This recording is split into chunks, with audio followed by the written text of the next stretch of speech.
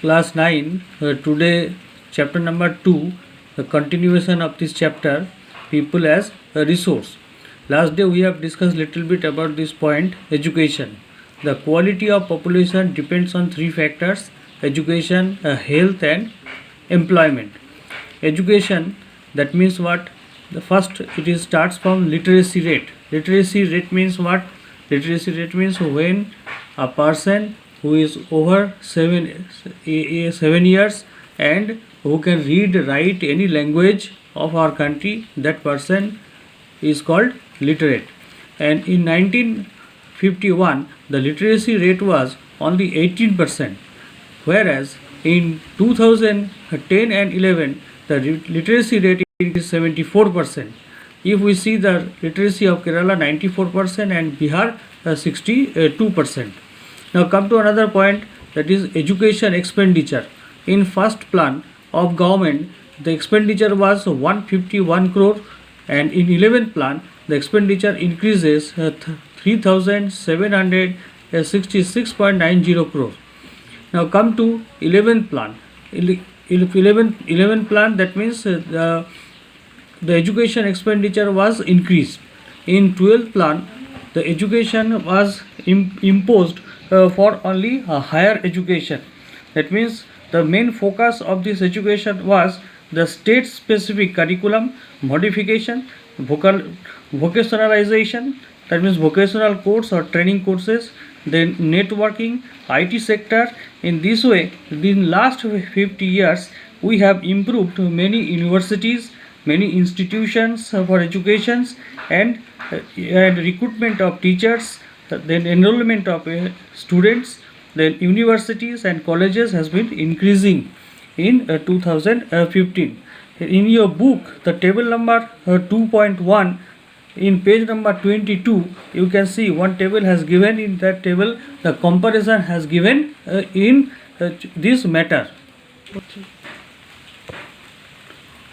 Now come to second point, that is health. What is called health? Health means those people who are able-bodied. Those people have the ability to fight against illness. That person is called a healthy person. Healthy person can do many things, and which is economically important for the development of a country. Look, the healthy person walk efficiently. Efficiently means in better way. Then they realize the potentiality of potentiality and output, and the ability to fight against illness. Then able to maximize output to the overall growth of the organization. Improvement in the health status of the population has been the priority of the country, and issue and aims. The government aims here. Government aims at increasing or improving improving the accessibility of health care. Now, by the health care system, the government improve the people's health condition, because health condition improvement, that also indirectly the improvement of the economy. If we see these statistics, the life expectancy has been increasing, and in it is 68.3 years. That means nearby 69 years in 2014. Then infant mortality rate, which also decreased from 1951 it was 147, and 2015 337 only. In life expectancy means what? The average age of a person. And infant mortality rate, that means when the child die within first birthday, that means within 1 year. Next, medical colleges and dental colleges has been set up in many places. Near about 381 medical colleges and 301 dental colleges are there, maximum in these 4 states: Andhra Pradesh, then Karnataka, Maharashtra, and Tamil Nadu.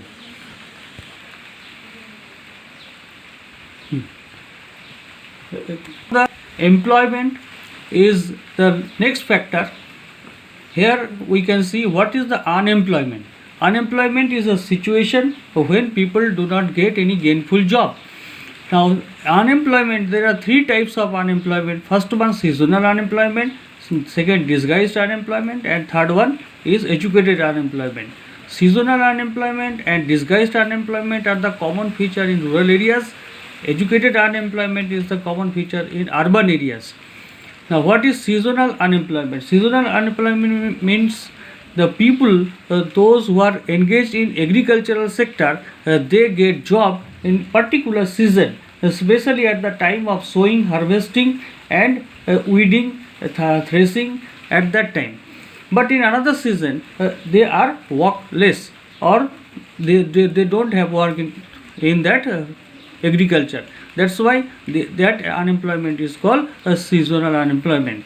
Next one is disguised unemployment. Disguised unemployment means here, that means a work requires the service of 5% where 8% are engaged. That means in this case, the disguised unemployment, people appear to be employed but actually they are not. That means if any work which is done by more people, in that case extra people are called disguised unemployment. Next come to another point, that is educated unemployment. Educated unemployment means the people, those who are educated, like graduate, postgraduate, or having any technical degree, but still they don't have any job. That situation is called educated unemployment. Now come to the last point, that is these advantages of unemployment. Now look, what are the disadvantages of unemployment? Disadvantages of unemployment means the negative impacts of unemployment. First one, it is wastage of manpower resource, because we know that human is also a resource. Then people who are an asset change into liability. Liability means they are burden for the country or the family. There is a feeling of hopelessness. That means the people, those who are unemployed, they lost their hope. Next one is despair among the youth. Next one, fourth point, people do not have enough money to support their family. Next one, it implies a great social waste. It is also called social waste, unemployed youth. It increases economic overload. Economic overload means in economy the unemployment creates the overload. Next one, working increases economic overload. Then working population increases. Working population means the age group 15 to 60. This age group is called working population. Above 60, that is old age. Next one, the quality of life of an individual as well as the society is adversely affected. Then general decline of health status. That means the unemployment problem creates many negative impacts on our economy. Thank you. Next day we will continue the another chapter.